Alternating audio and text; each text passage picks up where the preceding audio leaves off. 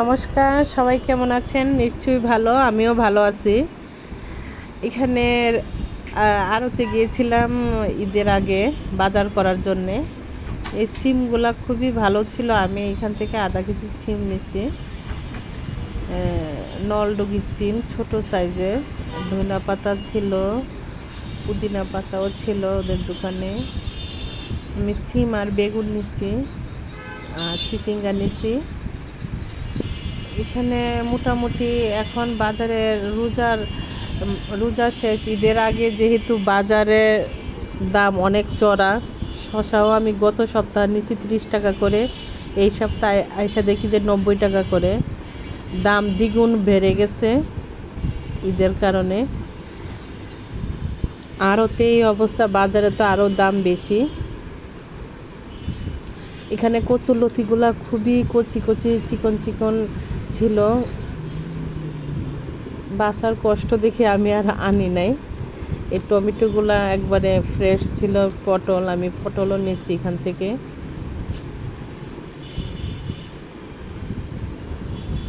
ঈদের 2 দিন আগে গেছি আমি, ঢেঁড়স নিচ্ছি।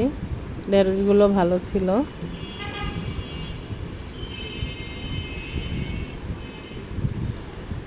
আমি মোটামুটি সাদেক খান আড়তে যাই।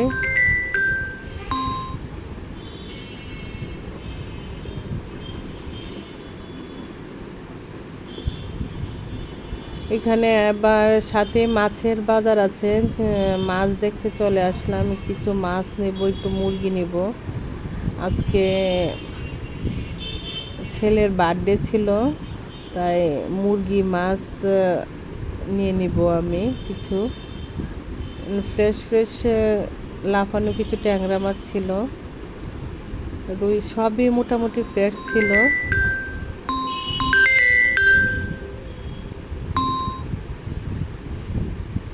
আর এখানে অনেক দিন পরে আমি গুতুম মাছ দেখছি।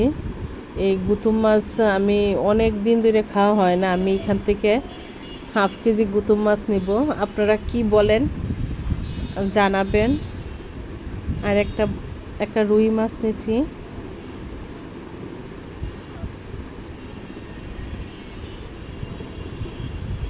আমার এই বাজারের ভিডিওটা যদি আপনাদের ভালো লাগে, আমার চ্যানেলটাকে লাইক করবেন, শেয়ার করবেন।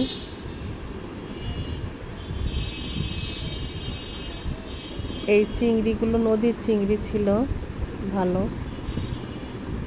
এখান থেকে আমি আধা কেজি চিংড়ি মাছ আনছি।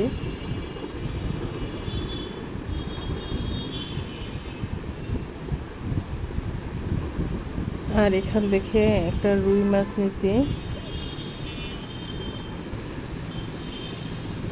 সব দোকানের মাছ ভালো থাকে না, কিছু কিছু দোকানের মাছ একটু চাষের থাকে, গন্ধ আসে।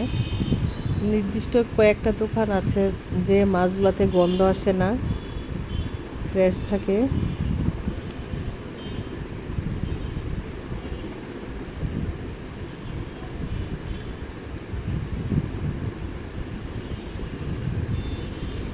এখানে কিছু লাফানো তেলাপিয়া মাছও ছিল।